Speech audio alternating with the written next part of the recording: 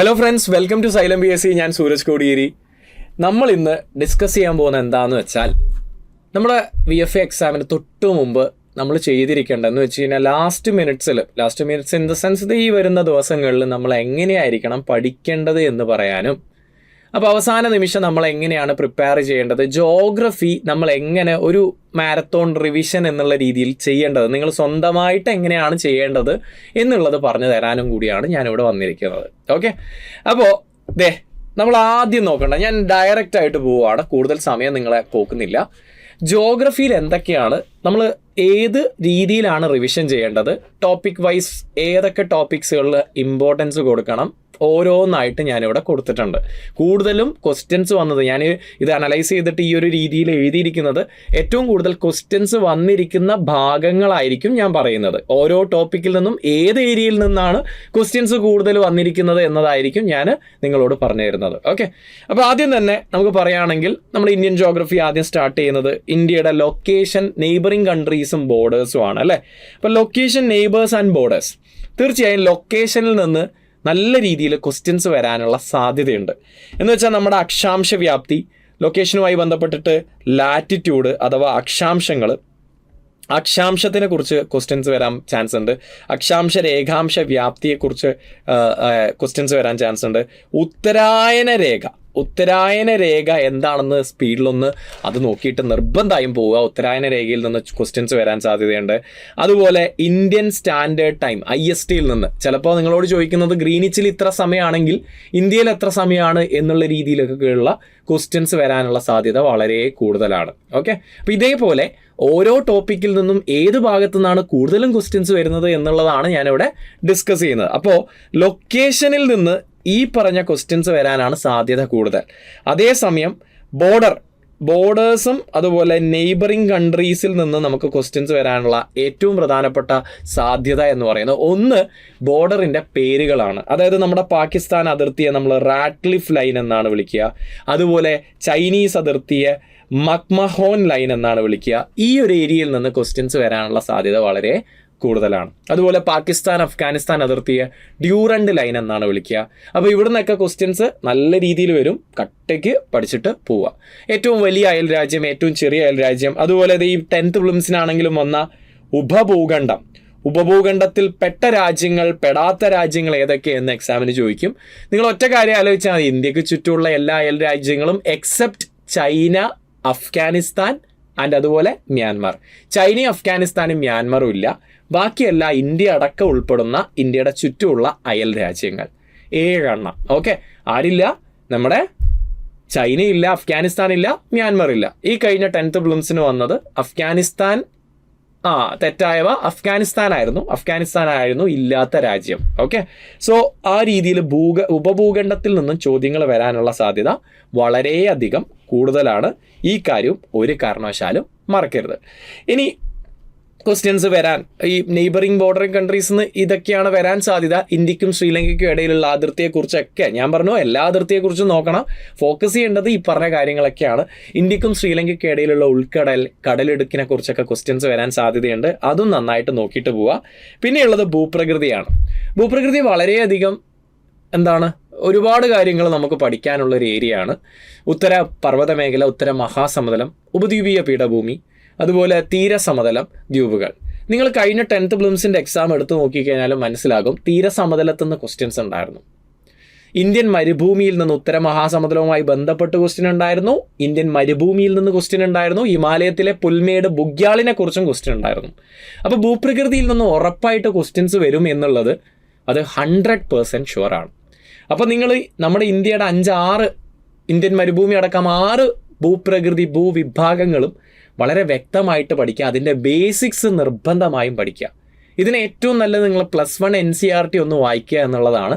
+1 NCERT ഇന്ത്യയുടെ സ്ഥാനം തൊട്ട് ഭൂപ്രകൃതി എല്ലാ ഡിവിഷൻസുകളും പഠിച്ചു പോകുന്നത് വളരെയധികം നല്ലതായിരിക്കും. ഓക്കെ, ഇനി അടുത്ത ഏരിയ ഭൂപ്രകൃതി ഞാൻ എക്സ്പ്ലെയിൻ ചെയ്യുന്നില്ല.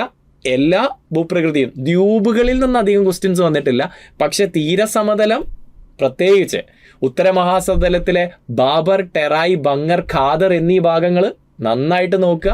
അതുപോലെ ഹിമാലയത്തിലെ ഡിവിഷൻസും ഹിമാലയത്തിൽ നിന്നുള്ള ഏറ്റവും റീസെൻ്റ് ആയിട്ട് SCERT-യിൽ ഉള്ള ഒരു ഡിവിഷനിൽ നിന്നൊക്കെയാണ് ഏറ്റവും കൂടുതൽ ക്വസ്റ്റ്യൻസ് വരുന്നത്, മറക്കരുത്. കാശ്മീർ താഴ്വരയും അവിടെയുള്ള ലേക്കുകളൊക്കെ ഒന്ന് നോക്കുക, ഉപകരിക്കപ്പെടും എക്സാമിന്. ഓക്കെ, ഇനി ഊർജ്ജ സ്രോതസ്സുകളിൽ നിന്ന് എക്സാമിന് ക്വസ്റ്റ്യൻ വരാത്ത ക്വസ്റ്റ്യൻ പേപ്പറുകൾ വളരെ അപൂർവമാണ്. ഇപ്പം ഈ കഴിഞ്ഞ എക്സാം ആണെങ്കിലും ശരി, വാതോർജ നിലയം ഇതിലേത് എന്ന് പറഞ്ഞിട്ട് എക്സാമിന് ക്വസ്റ്റ്യൻ വന്നിട്ടുണ്ട്. ഇത് പഠിക്കാൻ വേണ്ടിയിട്ട് ഞാൻ ബെസ്റ്റ് ഒരു സോഴ്സ് പറയാം, +2 SCERT പുസ്തകം ഹ്യൂമൻ ജോഗ്രഫി വായിച്ചാൽ മതി. അതിൽ ഓരോ ഊർജ്ജ സ്രോതസ്സുകളെ കുറിച്ച് ഇങ്ങനെ ഹെഡിങ് ആയിട്ട് കൊടുത്തിട്ടുണ്ട്. അത് പഠിക്കുവാണെങ്കിൽ വളരെ എളുപ്പത്തിൽ നിങ്ങൾക്ക് ഊർജ്ജ സ്രോതസ്സുകൾ പഠിക്കാം. ഡീറ്റെയിൽ ആയിട്ട് അവിടെ പറഞ്ഞു തന്നിട്ടുണ്ട്. അപ്പോൾ അതൊരു 1-2 തവണ വീണ്ടും റിവൈസ് ചെയ്യുന്ന സമയത്ത് എളുപ്പത്തിൽ ഓർത്തു വെക്കാം. ആണവോർജ നിലയം ഒരു കാരണവശാലും മറക്കരുത്. ഈ ഒരു ഏരിയയിൽ നിന്ന് ഏറ്റവും കൂടുതൽ വരാൻ സാധ്യതയുള്ളൊരു ഏരിയ എന്ന് പറയുന്നത് ആണവോർജ നിലയങ്ങളാണ്, മറക്കരുത്. ഇനി അതേപോലെ ഇരുമ്പുരുക്ക് ആണവോർജ നിലയം മറക്കരുത്. അതുപോലെ ഭൗമ താപോർജ നിലയങ്ങൾ, മണികരൺ, പുകാ താഴ്വര, കീർഗംഗ, അതുപോലെ തത്തപ്പാനി പോലുള്ള, കമ്പത്ത് പോലുള്ള ഭൗമ താപോർജ നിലയങ്ങൾ മറക്കരുത്. കാരണം ഇതൊക്കെ വിരളിലെണ്ണാവുന്ന 6, 7, 8 ഊർജ്ജ സ്രോതസ് മാത്രമേ ഇങ്ങനെയുള്ള സ്ഥലങ്ങളിലുള്ളൂ. അതുകൊണ്ട് തീർച്ചയായും ആ ഒരു ഏരിയ കൂടി നന്നായിട്ട് നോക്കുന്നത് വളരെയധികം നന്നായിരിക്കും. ഇനി ബാക്കിയുള്ളത് നോക്കണ്ടെന്നല്ല, തീർച്ചയായും ഞാൻ പറഞ്ഞല്ലോ +1 +2 SCERT ഭാഗം നന്നായിട്ട് നോക്കുക. ഇനി ഇരുമ്പുരുക്ക് ശാല, ഭിലായ്, ടിസ്കോ, ഇസ്കോ, അതുപോലെ ബൊക്കാറ, അതുപോലെ ദുർഗാപൂർ, അതുപോലെ റൂർക്കേല, വിശ്വേശ്വരയ്യ കർണാടകയിൽ, സൗത്ത് ഇന്ത്യയിലെ ഈ ഒരു 7-8 എണ്ണം നിർബന്ധമായി നോക്കിയിട്ട് പോവുക. എക്സാമിന് വരാനുള്ള സാധ്യത കൂടുതലാണ്. ഇത് എപ്പോഴാണ് തുടങ്ങിയത്, ഏത് സംസ്ഥാനത്താണ് ഈ ഇരുമ്പുരുക്ക് ശാല തുടങ്ങാൻ വേണ്ടിയിട്ട് ഏത് രാജ്യമാണ് ഫണ്ട് ചെയ്തത് തുടങ്ങിയ കാര്യങ്ങൾ നന്നായിട്ട് നോക്കുക. മോസ്റ്റ്ലി എക്സാമിന് ക്വസ്റ്റ്യൻ വരാനുള്ള സാധ്യത കൂടുതലാണ്. ഓക്കെ, ഇനി അടുത്തത് ദേശീയ ജലപാതകളാണ്. തീർച്ചയായും ദേശീയ ജലപാതകൾ 1 തൊട്ട് NH, നാഷണൽ വാട്ടർവേസ്, NW 1 തൊട്ട് 5 വരെയുള്ളത് നല്ല രീതിയിൽ പഠിക്കുക. സ്വാഭാവികമായിട്ടും എക്സാമിന് ക്വസ്റ്റ്യൻ വരാൻ സാധ്യത വളരെയധികം കൂടുതലാണ്. ദേശീയ ജലപാത 1 എവിടെയാണുള്ളത്, എവിടെ തൊട്ട് എവിടം വരെയാണ്, എത്ര കിലോമീറ്റർ ആണ്, വേറെ എന്തെങ്കിലും പ്രത്യേകതയുണ്ടെങ്കിൽ അത്, അങ്ങനെയുള്ള കാര്യങ്ങൾ 1, 2, 3 കേരളത്തിലാണ്, കൊല്ലം ടു കോഴിക്കോട്, ചിലപ്പോൾ കോട്ടപ്പുറം എന്ന് പറഞ്ഞിട്ട് ഓപ്ഷൻ തരും, അത് കുത്തുക. കോഴിക്കോട് തരുവാണെങ്കിൽ അതിൽ തന്നെ നിങ്ങൾക്ക് പോകാവുന്നതാണ്. 5 വരെയുള്ളത്, 5-ാമത്തത് താൽച്ചർ ടു ധാമ്ര ഒഡീഷയാണ്. ഇതൊക്കെ ഒന്ന് ഓർത്ത് വെക്കുക. നെക്സ്റ്റ് ഗതാഗതത്തിൽ നിന്ന് NH-മായി റിലേറ്റഡ് ആയിട്ടുള്ള, NH ആരാണ് ഉണ്ടാക്കുന്നത്, NHAI, national highway authority of India 1995 വന്നത്. NHAIയുടെ ഏറ്റവും പ്രധാനപ്പെട്ട പ്രൊജക്റ്റുകൾ, 1 സുവർണ ചതുഷ്കോണം, ഓൾറെഡി എക്സാമിന് വന്നു, 2 ഫേസിൽ വന്നു. ഓക്കെ, 10th പ്രിലിംസിൻ്റെ 3rd 4th സ്റ്റേജിൽ വന്നു. രണ്ടാമത്തെ കാര്യം ഏറ്റവും നീളം കൂടി, രണ്ടാമത്തെ പ്രൊജക്റ്റ് തെക്ക് വടക്ക് ഇടനാഴി, അതുപോലെ കിഴക്ക് പടിഞ്ഞാറ് ഇടനാഴി, സിൽച്ചാർ തൊട്ട് അസാമിലെ സിൽച്ചാർ തൊട്ട് പോർബന്ദർ വരെയുള്ള കിഴക്ക് പടിഞ്ഞാറ് ഇടനാഴി, തെക്ക് വടക്ക് കന്യാകുമാരിയിൽ നിന്ന് ശ്രീനഗറിലേക്കുള്ള തെക്ക് വടക്ക് ഇടനാഴി, ഇത് രണ്ടും എക്സാമിന് വരാൻ സാധ്യതയുണ്ട്. ഓക്കെ, അപ്പോൾ ഇതൊക്കെ ഒന്ന് പഠിച്ചിട്ട് പോവുക. ഏറ്റവും നീളം കൂടിയ NH NH 44 കേരളത്തിലെ 66 ഒക്കെ ഒന്ന് പഠിച്ചിട്ട് പോകുന്നത്, ഏറ്റവും നീളം കൂടുതൽ ചെറുത് അതൊക്കെ ഒന്ന് നോക്കിയിട്ട് പോകുന്നത് വളരെയധികം നല്ലതായിരിക്കും. ഓക്കെ, പിന്നെ ചുരങ്ങൾ, ഹിമാലയത്തിലെ ചുരങ്ങൾ ഒന്ന് നോക്കി പോകുന്നത് നല്ലതാണ്. പിന്നെ അതുപോലെ കേരളത്തിലെ പാലക്കാട് ചുരം, താമരശ്ശേരി ചുരം പോലുള്ള ചുരങ്ങളെക്കുറിച്ച് നന്നായിട്ട് നോക്കിയിട്ട് പോവുക. പാലക്കാട് ചുരം എന്ന് പറയുന്നത് PSCയുടെ ഫേവറേറ്റ് ഏരിയ ആണ്, അവിടെ നിന്ന് ക്വസ്റ്റ്യൻ വരാൻ സാധ്യതയുണ്ട്. പിന്നെ റെയിൽവേ സോൺ 10-18 റെയിൽവേ സോണുകളുണ്ട്. അതിൽ ആദ്യത്തെ 5 railway zone, central railway zone, south railway zone, north railway zone, western, eastern railway zone, ഇത് നന്നായിട്ട് പഠിച്ചിട്ട് പോവുക. പിന്നെ ഏറ്റവും അവസാനമായിട്ട് വന്ന south coast railway zone, Visakhapatnam ആസ്ഥാനമാക്കിയിട്ടുള്ള റെയിൽവേ സോൺ, ഇതൊന്ന് ഒന്നുമില്ല, ആ റെയിൽവേ സോണിൻ്റെ ആസ്ഥാനം പഠിച്ചിട്ട് പോകാനാണ് ഞാൻ നിങ്ങളോട് പറയുന്നത്. ഓക്കെ, ഇനി കൊങ്കൺ റെയിൽവേയെക്കുറിച്ചൊന്ന് നോക്കുക. റോഹ തൊട്ട് മംഗലാപുരം വരെയാണ് കൊങ്കൺ റെയിൽവേ. അതിൽ 146 നദികളെ ക്രോസ് ചെയ്തിട്ടാണ് കൊങ്കൺ റെയിൽവേ ലൈൻ കടന്നു പോകുന്നത്. ഇങ്ങനെയുള്ള കാര്യങ്ങളൊന്ന് നോക്കുന്നത് വളരെ നല്ലതായിരിക്കും. ഓക്കെ, കർബുഡെ തുരങ്കമാണ് ഏറ്റവും നീളം കൂടിയ തുരങ്കം. ഇതൊക്കെ എക്സാമിന് വരാൻ സാധ്യതയുള്ള ഏറ്റവും പ്രധാനപ്പെട്ട ചോദ്യങ്ങളാണ്. നെക്സ്റ്റ് ഇന്ത്യയിലെ വനവിഭാഗങ്ങൾ, ഏറ്റവും കൂടുതൽ ഉള്ള വനവിഭാഗം ഏതാണെന്ന് ഓൾറെഡി എക്സാമിന് ചോദിച്ചു നമ്മുടെ 10th പ്രിലിംസിന്, ഇനിയും ചോദിക്കാൻ സാധ്യതയുണ്ട്. ഒരു ഹോട്ട് ടോപ്പിക്കാണിത്. ഇലപൊഴിയും വനം അഥവാ മൺസൂൺ വനം. പ്രത്യേകിച്ച് കേരളത്തിലാണെങ്കിലും ഇന്ത്യയിലാണെങ്കിലും ആർദ്ര ഇലപൊഴിയും വനങ്ങളാണ് ഏറ്റവും കൂടുതലുള്ളത്. അഥവാ ഓപ്ഷനിൽ അത് കണ്ടില്ലെങ്കിൽ കേരളത്തിലെ കാര്യമാണ് ചോദിക്കുന്നതെങ്കിൽ നിത്യഹരിത വനം എഴുതാം. അതായിരുന്നു കഴിഞ്ഞ തവണ ജനുവരിയിൽ ഓഫീസ് അസിസ്റ്റന്റ് എക്സാമിന് PSC നൽകിയ ഓപ്ഷൻ. കറക്റ്റായിട്ടുള്ള ആൻസർ ആർദ്ര ഇലപൊഴിയും വനമാണ് കേരളത്തിലെ ഏറ്റവും കൂടുതൽ കാണപ്പെടുന്ന വനം. ഇനി നെക്സ്റ്റ് ഉള്ളത് കാലാവസ്ഥയാണ്. കാലാവസ്ഥ മൺസൂണിനെ കുറിച്ച് നന്നായിട്ട് പഠിച്ചിട്ട് പോകുക. അതുപോലെ പശ്ചിമ അസ്വസ്ഥത നന്നായിട്ട് നോക്കിയിട്ട് പോകുക. പിന്നെ കൽബൈശാഖി, മാംഗോ ഷവർ, അതുപോലെ കൽബൈശാഖിയുടെ മറ്റൊരു പേരാണ് നോർവെസ്റ്റർ, അപ്പോൾ അല്ലെങ്കിൽ ബർദോളി ചീര, അതുപോലെ കോഫി ഷവർ, ചെറി ബ്ലോസംസ്. ഈ 3 നന്നായിട്ട് നോക്കിയിട്ട് പോവുക. പിന്നെ ഇന്ത്യയുടെ ലൂ എന്ന പ്രാദേശിക വിൻഡിനെ കുറിച്ച് ഒന്ന് നോക്കിയിട്ട് പോവുക. ധാരാളം മതി. പിന്നെ കാലാവസ്ഥയുമായി ബന്ധപ്പെട്ടിട്ട് തന്നെ കൃഷിയുമായി ബന്ധപ്പെട്ട കാര്യങ്ങളും നിങ്ങൾ നന്നായിട്ട് നോക്കിയിട്ട് പോകണം. ഖാരിഫ്, റാബി, അതുപോലെ സെയ്ത് വിളകൾ ഏതൊക്കെയാണ്, എക്സാമ്പിൾ ഏതൊക്കെ മാസമാണ് കൃഷി ചെയ്യുക എന്നുള്ള കാര്യം നോക്കിയിട്ട് പോകുന്നത് നല്ലതായിരിക്കും. ഞാൻ പറഞ്ഞല്ലോ ഓരോ ടോപ്പിക്കിൽ നിന്നും ഹോട്ടായിട്ട് ക്വസ്റ്റ്യൻസ് പിക്കപ്പ് ചെയ്യുന്ന ഏരിയാസ് ഏതൊക്കെയാണ് എന്നാണ് ഞാൻ പറഞ്ഞിരുന്നത്. ഈ ഏരിയാസ് നിങ്ങൾ ഒന്ന് പഠിച്ചിട്ട് പോയിക്കോ, നല്ല രീതിയിൽ നിങ്ങൾക്ക് ഉപകരിക്കും എന്ന് തന്നെയാണ് എൻ്റെ വിശ്വാസം. ഓക്കെ, അപ്പോൾ ഈ ഏരിയാസ് നന്നായിട്ട് നോക്കുക.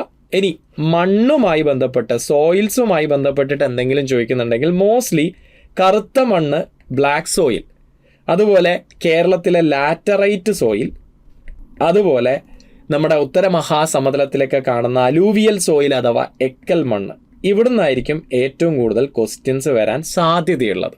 ഓക്കെ, ഇതല്ലാതെ ഏറ്റവും കൂടുതൽ ജൈവാംശമുള്ള പീറ്റ് മണ്ണ്, പക്ഷെ PSC വേറൊരു ക്വസ്റ്റ്യൻ്റെ ആൻസർ ആയിട്ട് നൽകിയത് പർവ്വത മണ്ണാണ്.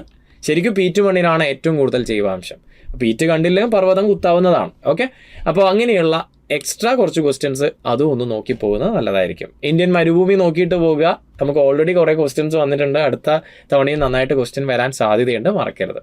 ഓക്കെ, അപ്പോൾ ഭൂപ്രകൃതിയുടെ കാര്യം ഞാൻ ആദ്യമേ പറഞ്ഞതുകൊണ്ട് കൂടുതലൊന്നും പറയുന്നില്ല. ഓക്കെ, ഇനി ധാതുക്കളും വ്യവസായങ്ങളിൽ നിന്ന്, പ്രത്യേകിച്ച് ഇരുമ്പുരുക്ക് ശാലകൾ, അതുപോലെ തുണി വ്യവസായം പോലുള്ള ഭാഗങ്ങൾ നന്നായിട്ട് പഠിച്ചിട്ട് പോവുക. കോട്ടണോപോളിസ് ഓഫ് ഇന്ത്യ, അതുമായി ബന്ധപ്പെട്ട കാര്യങ്ങളൊക്കെ പഠിച്ചിട്ട്, മാഞ്ചസ്റ്റർ ഓഫ് ഇന്ത്യ, അതുപോലെ കരിമ്പ്, പഞ്ചസാര വ്യവസായം, നമ്മുടെ പഞ്ചസാര കിണ്ണം ഉത്തർപ്രദേശാണ്.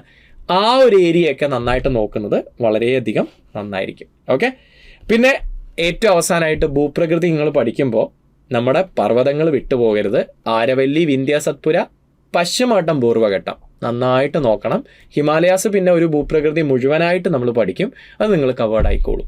ഓക്കെ, അപ്പോൾ ഞാൻ പറഞ്ഞല്ലോ ഓരോ ടോപ്പിക്കിൽ നിന്നും ഏറ്റവും കൂടുതൽ ക്വസ്റ്റ്യൻസ് വരുന്ന ഏരിയ ഞാൻ പിക്ക് ചെയ്തിട്ടാണ്